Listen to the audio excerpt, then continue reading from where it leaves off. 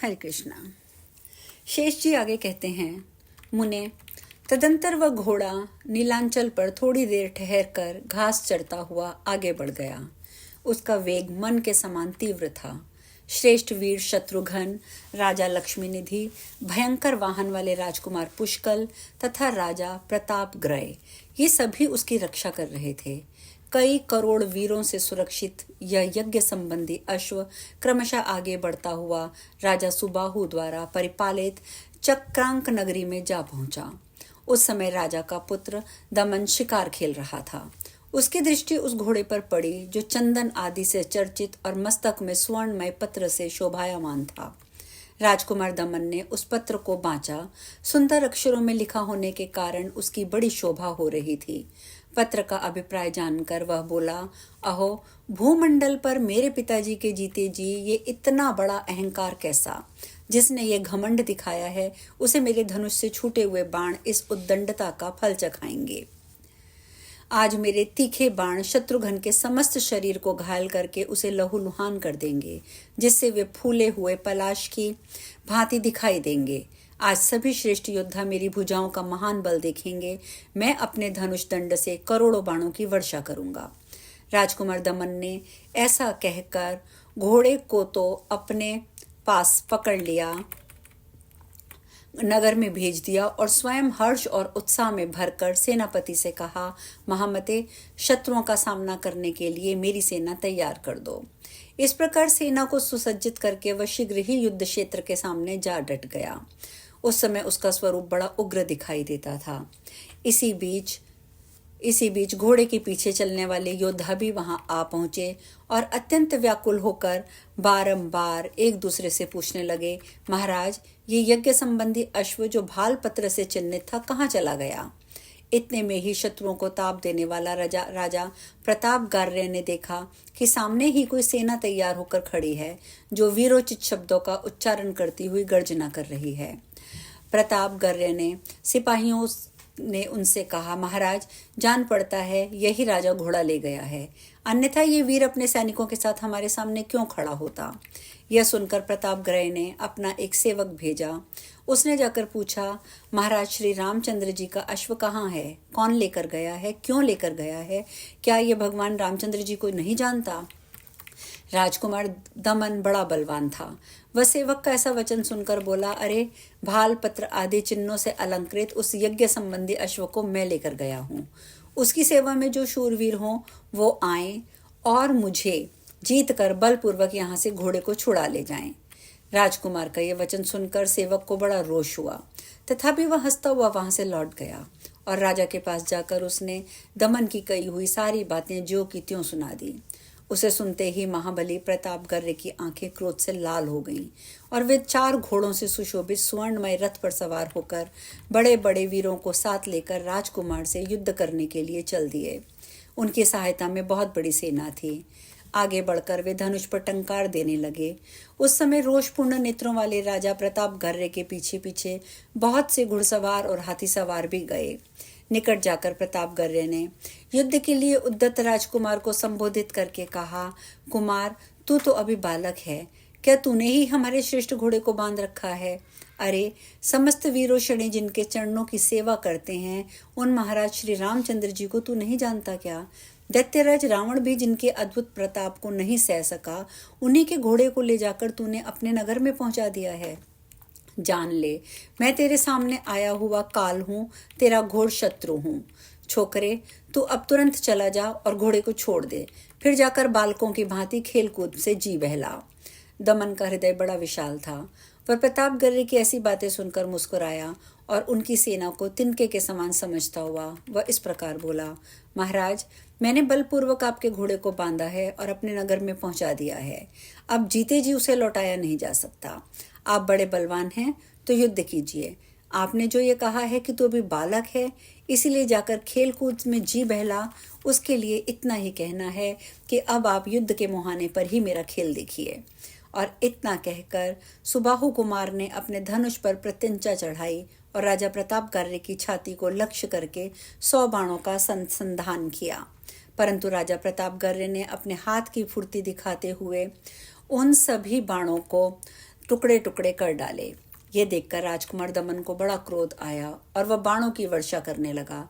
तदंतर दमन ने अपने धनुष पर 300 बाणों का संधान किया और उन्हें अपने शत्रु पर चलाया। उन्होंने प्रतापगर्य की छाती छेद डाली और रक्त में नहलाकर वे उसी भांति नीचे गिरे जैसे श्री रामचंद्र जी की भक्ति से विमुख हुए पुरुषों का पतन हो जाता है। इसके बाद राजकुमार ने शंख ध्वनि के साथ गर्जना की। उसका पराक्रम देखकर प्रतापगर्य क्रोध से जल उठे और बोले, वीर, अब तू मेरा अद्भुत पराक्रम देख।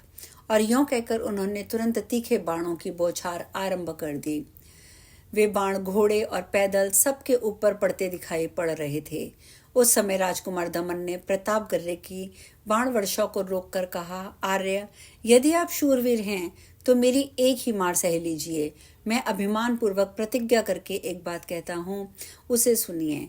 वीरवर, यदि मैं इस बाण के द्वारा आपको रथ से नीचे ना गिरा दूं तो जो लोग युक्तिवाद में कुशल होने के कारण मतवाले होकर वेदों की निंदा करते हैं, उनका वह नरक में डुबोने वाला पाप मुझे ही लगे।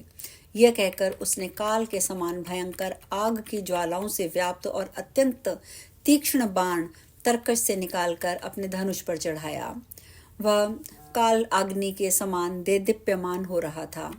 राजकुमार ने अपने शत्रु के हृदय को निशाना बनाया और बाण छोड़ दिया। वह बड़े वेग से शत्रु की ओर चला। प्रतापगर्य ने जब ये देखा कि शत्रु का बाण मुझे गिराने के लिए आ रहा है, तो उन्होंने उसे काट डालने के लिए कई तीखे बाण अपने धनुष पर चढ़ाए। किंतु राजकुमार का बाण प्रतापगर्य के सब बाणों के बीच में से उन्हें काटता हुआ उनके धैर्ययुक्त हृदय तक पहुंच ही गया। हृदय पर चोट करके वह उसके भीतर घुस गया। राजा प्रतापगर्य उसकी चोट खाकर पृथ्वी पर गिर पड़े। उन्हें मूर्छित और चेतनाहीन एवं रथ की बैठक से धरती पर गिरा देख सारथी ने उठाकर उन्हें रथ पर बैठाया और युद्ध भूमि से बाहर ले गया। उस समय राजा की सेना में बड़ा हाहाकार मचा। समस्त योद्धा भागकर वहां पहुंचे जहां करोड़ों वीरों से घिरे हुए शत्रुघ्न जी मौजूद थे। प्रतापगर्य को परास्त करके राजकुमार दमन ने विजय पाई और अब वह शत्रुघ्न की प्रतीक्षा करने लगा। उधर शत्रुघ्न को जब यह हाल मालूम हुआ तो वे क्रोध में भरकर दांतों से दांत पीसते हुए बारंबार सैनिकों से पूछने लगे, कौन मेरा घोड़ा लेकर गया है? किसके शूल शिरोमणि राजा प्रतापगर्य को परास्त किया है? तब सेवकों ने कहा कि राजा सुबाहु के पुत्र दमन ने प्रतापगर्य को पराजित किया है और वे ही आपके यज्ञ का घोड़ा लेकर गए हैं। यह सुनकर शत्रुघ्न बड़े वेग से चलकर युद्ध भूमि में आए। वहां उन्होंने देखा कितने ही हाथियों के गंड स्थल विदीर्ण हो गए हैं। घोड़े अपने सवारों सहित घायल होकर मरे पड़े हैं। यह सब देखकर शत्रुघ्न के नेत्र क्रोध से लाल हो गए। वे अपने योद्धाओं से बोले, यहाँ मेरी सेना में संपूर्ण अस्त्र शस्त्रों का ज्ञान रखने वाला कौन ऐसा वीर है जो राजकुमार दमन को परास्त कर सकेगा? शत्रुघ्न का ये वचन सुनकर शत्रुवीरों का नाश करने वाले पुष्कल के हृदय में दमन को जीतने का उत्साह हुआ और उन्होंने इस प्रकार कहा, स्वामिन, कहाँ ये छोटा सा राजकुमार दमन और कहाँ आपका ये असीम बल? महामते, मैं अभी जा रहा हूँ। आपके प्रताप से दमन को मैं परास्त करूँगा। युद्ध के लिए मुझे सेवक से उद्यत रहते हुए कौन घोड़ा ले जाएगा? श्री रघुनाथ जी का प्रताप ही सारा कार्य सिद्ध कर देगा। स्वामिन, मेरी प्रतिज्ञा सुनिए, इससे आपको प्रसन्नता होगी। यदि मैं दमन को परास्त ना करूं तो श्री रामचंद्र जी के चरण विंदों के रस्साद्वान से विलग श्री राम चरण चिंतन से दूर रहने वाले पुरुषों को जो पाप लगता है वह मुझे भी लगे। यदि मैं दमन पर विजय ना पाऊं तो जो पुत्र माता के चरणों से पृथक होकर दूसरा कोई तीर्थ मानकर उसके साथ विरोध करता है, उसको लगने वाला पाप मुझे भी लगे। पुष्कल की प्रतिज्ञा सुनकर शत्रुघ्न जी के मन में बड़ी प्रसन्नता हुई। उन्होंने उन्हें युद्ध में जाने की आज्ञा दे दी। आज्ञा पाकर पुष्कल बड़ी सेना के साथ उस स्थान पर गए जहां वीर वंश में उत्पन्न राजकुमार दमन मौजूद था। युद्ध क्षेत्र में पुष्कल को आया जान वीरगण्य दमन भी अपनी सेना से घिरा हुआ आगे बढ़ा। दोनों का एक दूसरे से सामना हुआ। अपने अपने रथ पर बैठे हुए दोनों वीर बड़ी शोभा पा रहे थे। उस समय पुष्कल ने महाबली राजकुमार से कहा, दमन, तुम्हें मालूम होना चाहिए कि मैं तुम्हारे साथ युद्ध करने के लिए प्रतिज्ञा करके आया हूँ। मेरा नाम पुष्कल है। मैं भरत जी का पुत्र हूँ। तुम्हें अपने शस्त्रों से परास्त करूंगा। महामते, तुम भी हर तरह से तैयार हो जाओ। पुष्कल की उपयुक्त बात सुनकर उसने हंसते हंसते उत्तर दिया, भरत नंदन, मुझे राजा सुबाहु का पुत्र समझो। मेरा नाम दमन है। विजय तो देव के अधीन है। देव जिसे देगा, जिसे अपनी कृपा से अलंकृत करेगा, उसे विजय मिलेगी।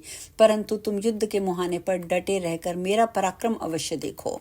और ये कहकर दमन ने धनुष चढ़ाया, उसे कान तक खींचकर शत्रुओं के प्राण लेने वाले तीखे बाणों को छोड़ना आरंभ कर दिया।